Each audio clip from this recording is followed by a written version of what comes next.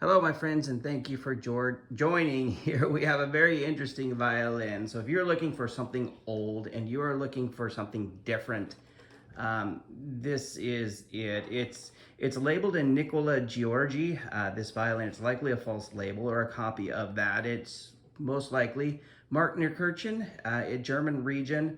It has a deep old sound, be great for fiddlers or just classical violinists as well. It's just very unique. I'm going to turn over to Catherine here. Trained professional, violin teacher. You can't say enough of great things about Catherine. So you're in great hands, and without further ado, here's the violin and Catherine.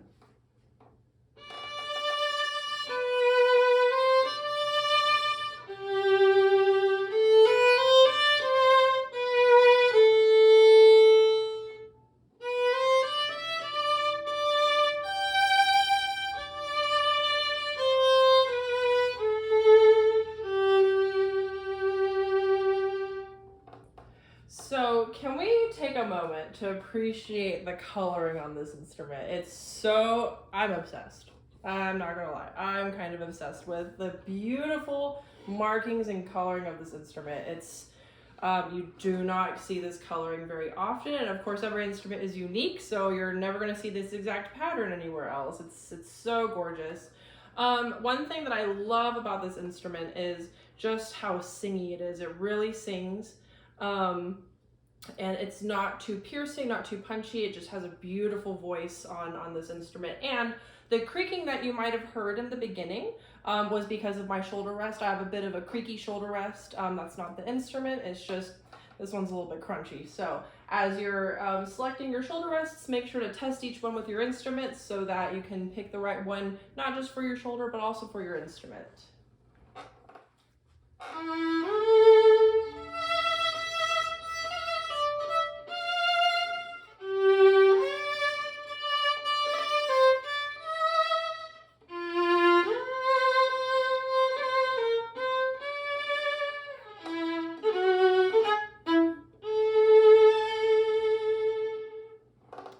So, there's my shoulder rest again. This one has a very, it has such a lovely singing sound to it. I can't really talk enough about it. And it handles slides very well. That was a song about love's sorrow, and so it needs those kind of sad slides to it. And it handled it very, very well. And is able to kind of capture that personality of that piece, which I find very enchanting.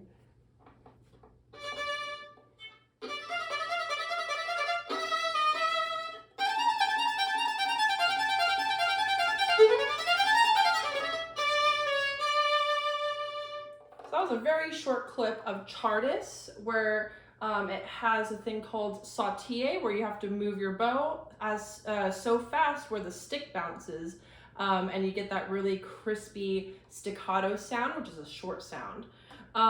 And it's important for you to have a bow that can handle short bow strokes, but it's also equally important that the instrument that you have to be able to handle and to be able to produce that clarity that you're desiring. And this one, you can definitely hear all of the different notes that I just played. It wasn't muddy. You could hear each one very clearly. So this instrument's able to handle short articulations, which means short bow strokes.